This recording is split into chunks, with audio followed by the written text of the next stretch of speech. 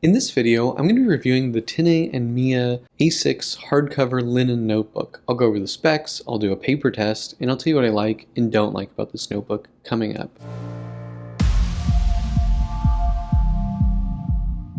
Blake here with Blake's Broadcast. On this channel, I review fountain pens, paper, and ink, and as always, I put links in the show notes in the description below. And if you haven't already, please hit that subscribe button, it really helps out my channel. Alright, let's get on with the review. This is the Tinne Mia Linen A6 Plus notebook.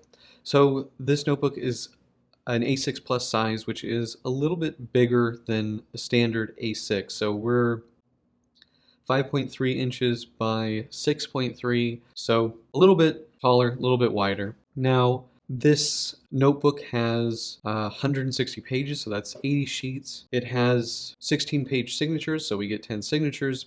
And the page style on this is a bit weird. So it's half lined, meaning one face of the page is lined, and then it's a quarter dotted and a quarter blank. There's an inner pocket, 3 ribbon markers, and that's pretty much it. So let's take this off here. For those of you that don't know, Tinne Mia is a brand from the Netherlands. They do make these in China. Oh, and as you can see here, I paid $19 for this. I believe the retail price is €19.50, and I've seen it in the United States, I think for up to $28, but I think normally it's more around 20. Anyway, so we have this really nice woven linen cover in this rose dust color.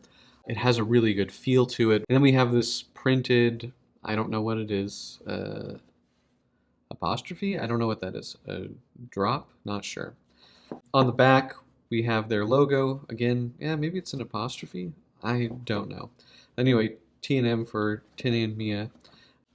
Opening it up, we have this printed paste down with their logo, and it's the same on the back. However, in the back here we have a pocket. It's interesting. I don't know. This looks like paint or something. I'm not really sure what it is, but this is kind of pink, and this is sort of a greenish beige color.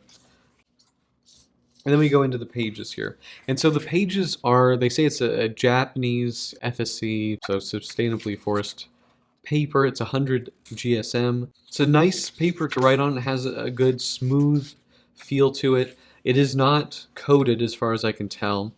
Looking at the pages here, if we look really close, you can see that the lines are dotted instead of being solid lines. Interestingly, they're just under 7. They're like 6.5 millimeters.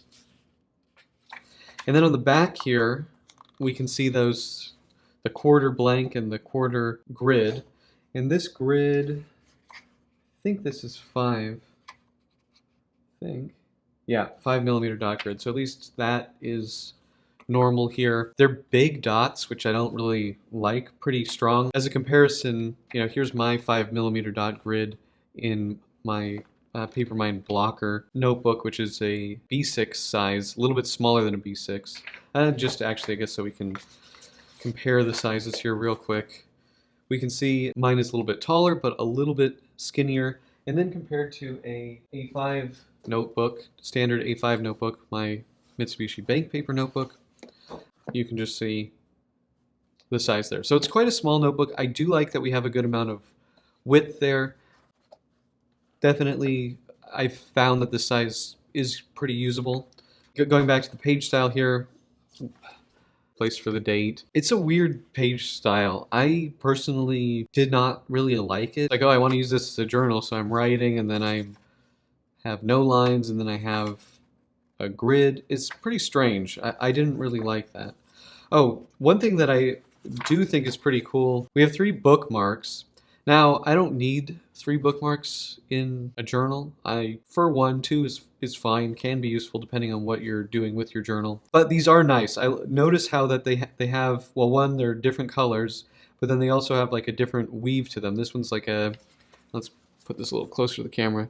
We have like a herringbone kind of weave here with the purple one. And then we have a heavier weave on this, I don't know what I'll call that, copper, rust color one, and then there's a gold one. Different. So nice attention to detail there. All the materials in this notebook feel really nice. In terms of flexibility, we do get, resistance from the cover a bit. It's a pretty hard material, whatever they wrapped the linen with, some kind of probably thick cardstock or something like that. But also I think maybe just the linen, because it is a heavier linen. You do get a little bit of resistance. It does lay flat, as we can see here. Well,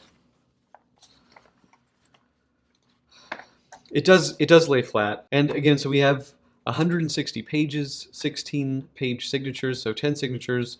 So all the construction is pretty good. It does seem like it's a little bit stiffer than I'm used to, but that could be the thicker 100 GSM paper. But from what I can tell, the binding is pretty good quality. One thing I did forget to mention is on the spine here, we also have that T&M logo. So going into the paper test here, now with the Pilot parallel pens, we did get some feathering. Everything else on the front here looks really pretty nice. One thing I will point out is, like this Organics Studio Nitrogen ink is like a very, very heavy sheening ink. And on this paper, I get almost no sheening. So this is, I would say, one of the worst papers I've used for sheening. So if you care about that, this probably isn't that good of an option. I don't know why this ink looks so flat on here. It's just so I can compare it here.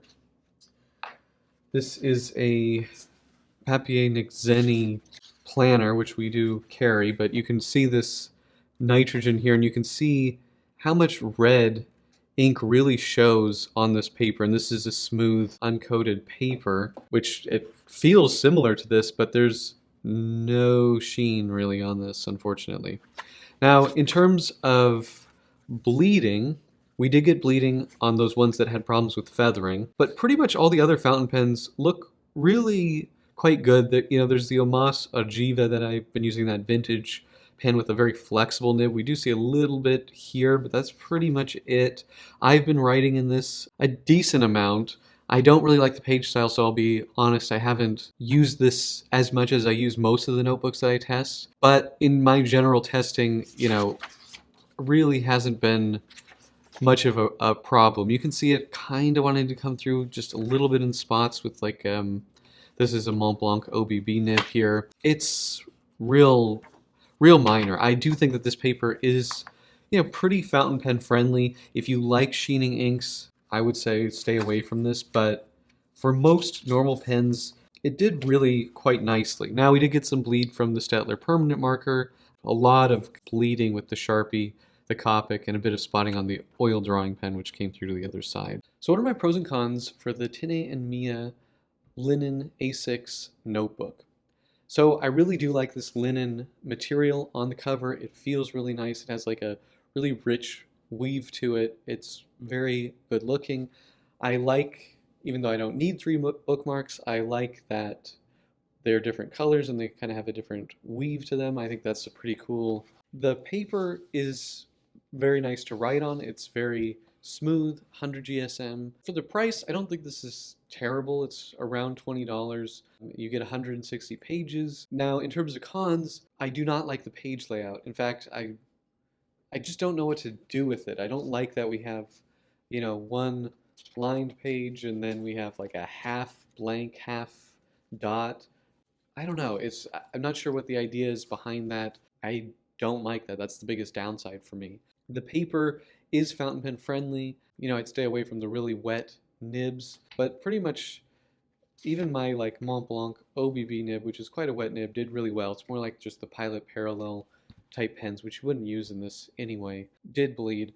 There's not a lot of sheening on this paper, so if you really like sheening inks or just like some sheen, this pretty much kills it for whatever reason. That's pretty much it.